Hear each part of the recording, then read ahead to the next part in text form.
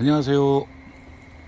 자, 5월로 접어들면서 엄청 가뭄입니다. 지금 이 농사 짓는 분들이 난리가 났어요. 이 충청도만 해도 그렇게 비가 부족한 곳이 아닌데 논에 물을 못 대고 있다 그럽니다. 그래서 예년에 비해서 어느 정도로 이렇게 가뭄이 아주 두드러지게 나타나냐고 여쭤봤더니, 엊그제 영농교육이 있어서 잠깐 갔다 왔거든요.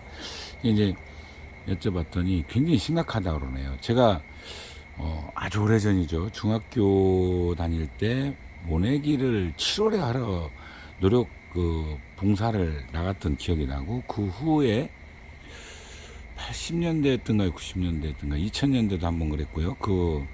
여기서는 6월 말, 비교적 보령은 물이 풍부한 데임에도 불구하고 그런 우리가 이제 봉사활동을 하러 다닌 기억이 몇 차례가 있습니다. 올해도 혹시 그러지 않나 걱정들을 하시더라고요. 그만큼 가뭄입니다, 현재.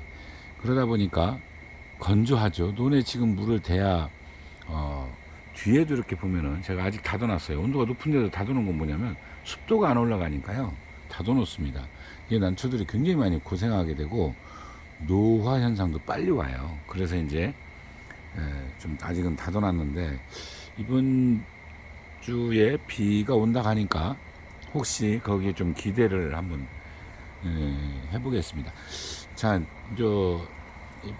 제가 병충해 관련해서 쭉 곰팡이, 세균, 바이러스까지 말씀드렸고, 다음에는 뭘까요? 병충해 관련은 이제 벌레겠죠. 우리 곤충, 미소곤충, 충해라고 보통 이제 작물에 피해를 주면 충해라고 그러죠. 그런 것들이 생각보다 많은데, 자, 병충해 중에 이제 벌레 관련해서 제가 좀 말씀을 드릴 건데요. 자, 저는 이제 전공이 아니에요.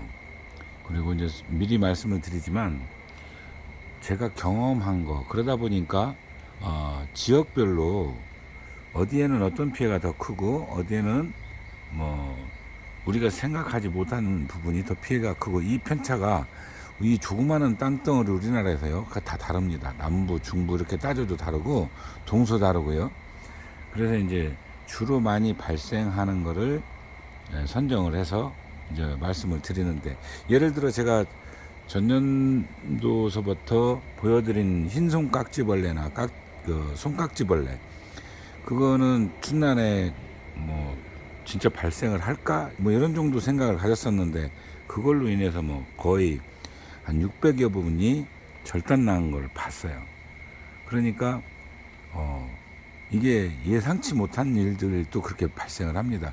우리 보통 제가 오늘 말씀드릴 게 뭐냐면 이제 깍지벌레예요. 깍지벌레인데, 깍지벌레라고 하면 우리 산에서부터 붙어 내려오는 그 약간 갈색, 또 시간이 지나면 약간 검정색 이렇게 보이는 깍지벌레를 주로 다뤘잖아요. 그런데 흰손 깍지벌레를 제가 다룰 줄은 상상도 못했던 거죠. 그런 정도로 그런 편차와 차이가 있으니까 제가 알고 있는 분야, 그런 분야를 몇 가지를 쭉 나눠서 여러분께 이제 말씀을 드릴 겁니다.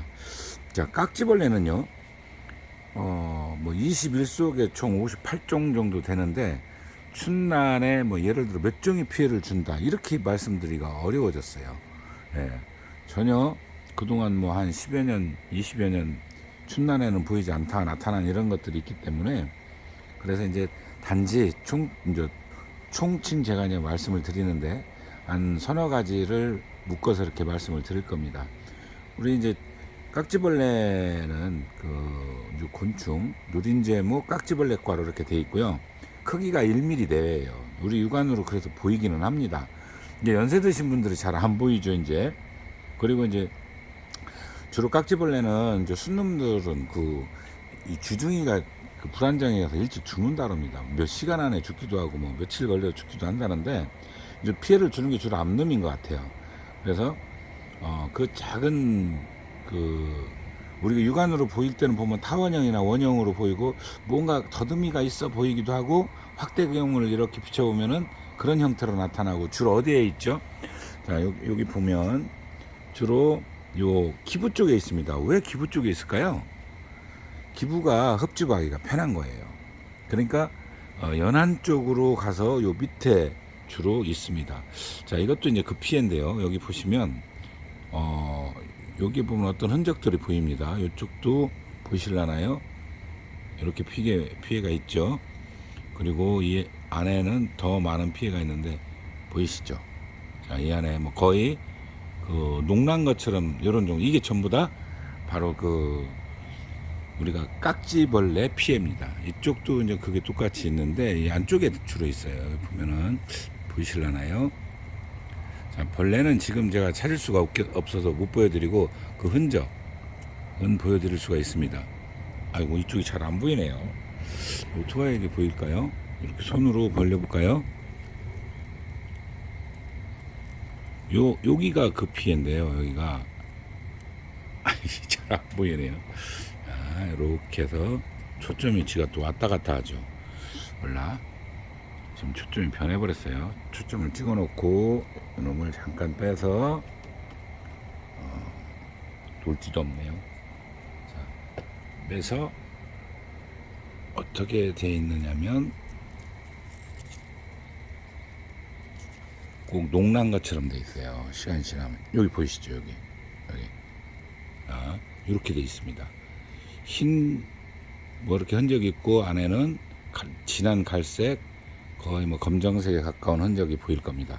자, 확대를 해볼까요? 되나요?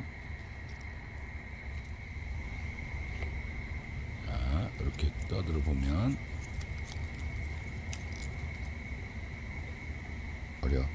여기 보이시나요? 여기?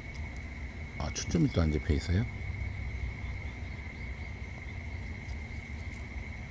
이제 보이죠? 예, 이렇게 됐습니다.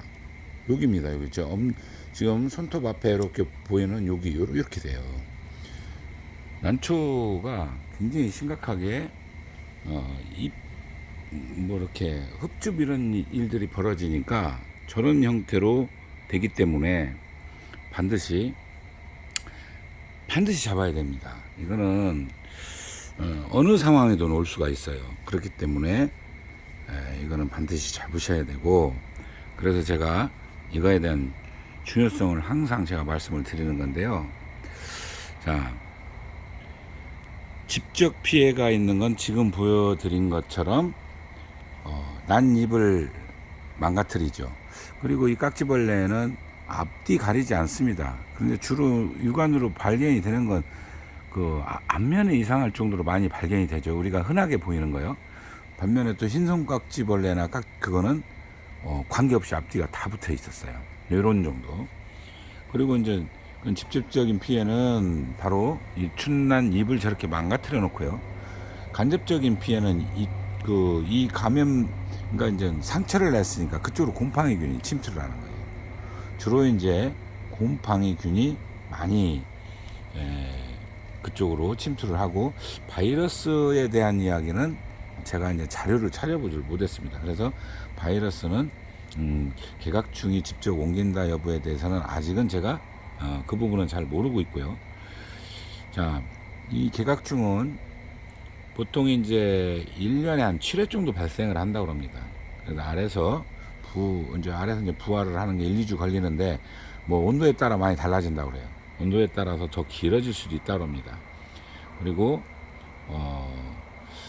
겨울에는 이제 주로 이제 떡잎장이나 토양에 있다가 이제 봄에 따뜻하면은 이제 나타나는데, 그래서 이게 농약을 쳐보면요, 우리 작물보호제라고 살충제를 쳐보면 100% 사멸이 안 돼요. 이게 남아 있습니다. 어딘가는 남아 있어요. 그렇기 때문에 주기적으로 방제하는 수밖에 없습니다. 그래서 우리가 이제 방제 또 작물 보호제가 필요하잖아요. 어떤 것이 잘 듣느냐? 저는 이제 보통 3가지 정도를 말씀을 드리는데, 우리가 이제 저는 이제 비오키를 공동 방제했습니다. 여기는 이제 가두리 형식이다 보니까 여러 명이 나눠 쓰는데요. 살충제는 한 날 1시 하는 게 좋거든요. 이게 안 돼요. 안 되다 보니까 제가 미세분무 컴프레셔를 활용해서 초미세로 전체 방제를 해줘요. 월 1회. 이유가 있어요.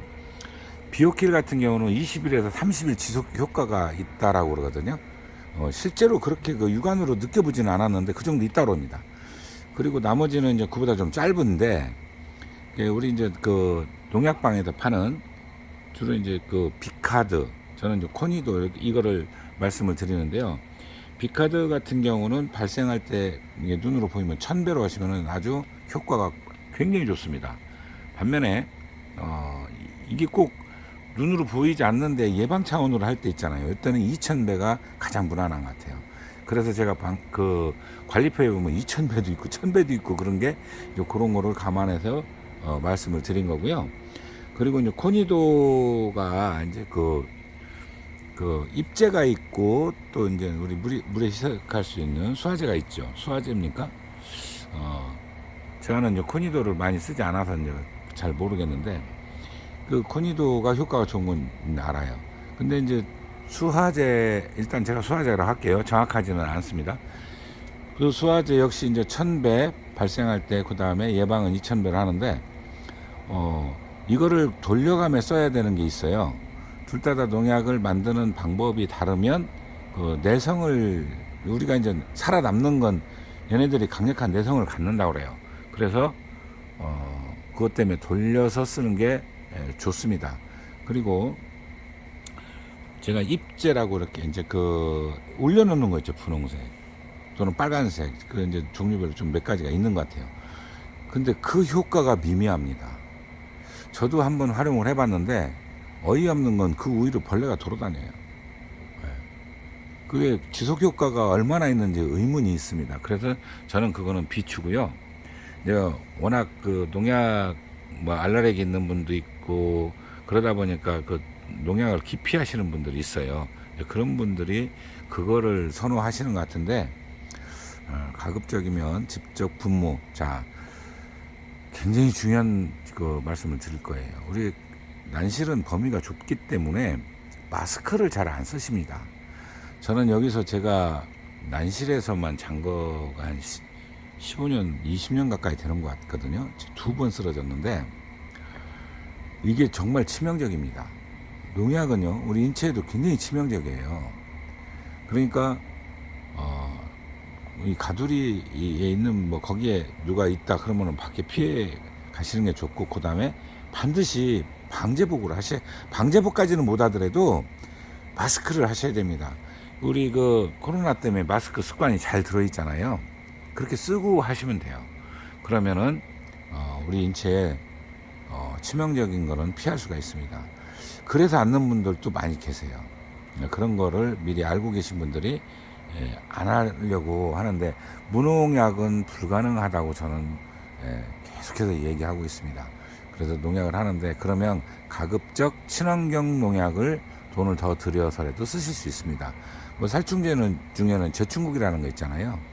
그 다음에 또 우리가 이제 비카드나 바로킬인가요? 이런 것들이 비교적 자연에서 추출해서 해서 덜 해롭다. 그런데 최근에 비오킬에 관련해서는 제가 자료를 탑재해 드린 게 있습니다. 그러니까 이제 유튜브 상으로 제가 말씀드린 내용이 있으니까 그거를 보시면 그것도 또 문제가 있대요. 그래서 유럽에서는 판매를 지금 중단시킨 이런 얘기도 있습니다. 어쨌든 오늘 좀 얘기가 길어졌는데요.